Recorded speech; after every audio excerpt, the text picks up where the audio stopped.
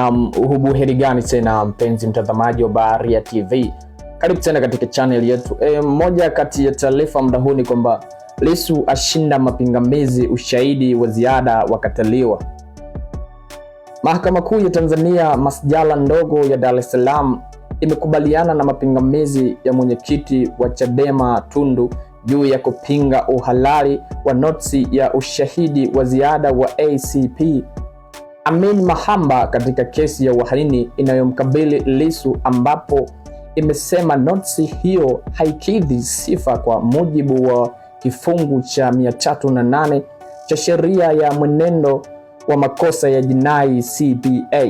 Ikumbukwe jana Februari 23, 2026, upande wa Jamhuri kupitia wakili wa serikali mkuu Nasoro Katunga ulieleza mahakama juu ya notisi hiyo yenye ushahidi wa ziada wa ACP Mahamba, ambaye alikuwa kiongozi wa upelelezi wa matukio yaliyotokea wakati na baada ya uchunguzi mkuu Oktoba 2025, na walifahamu juu ya ushahidi huo wakati wanamwandaa kuja kutoa ushahidi Februari 16, 2026.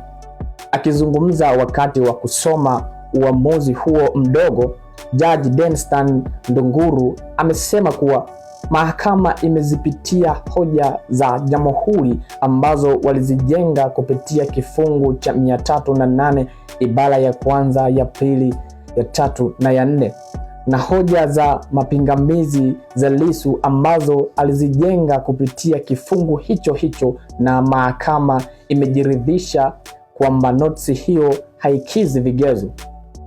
Jaji Ndunguru amesema, tunaona kwamba kifungu hicho kinafungua mlango wa kuletwa ushahidi wa shahidi ambaye maelezo yake yalikuwepo, lakini kwa bahati mbaya hayakusomwa wakati wa committal proceedings, yani mwenendo kabidhi, lakini hakifungui mlango wa kuleta ushahidi mpya ambao haukuwepo au haukuletwa au ambao amepatikana baadaye wakati committal proceedings, yani mwenendo kabidhi ilishafanywa.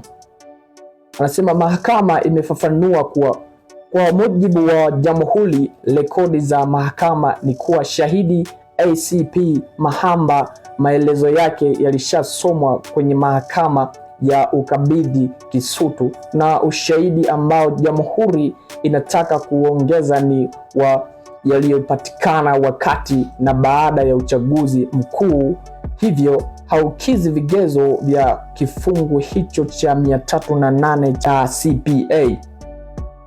Mahakama imeenda mapumziko mafupi baada ya Jamhuri kuomba kutafakari maamuzi hayo madogo.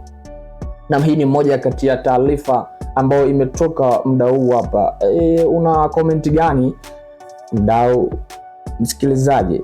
Nasoma comment hapo chini. Asante kwa kuifuatilia Baharia TV. Usisahau kulike, kusubscribe, kucomment na kushare.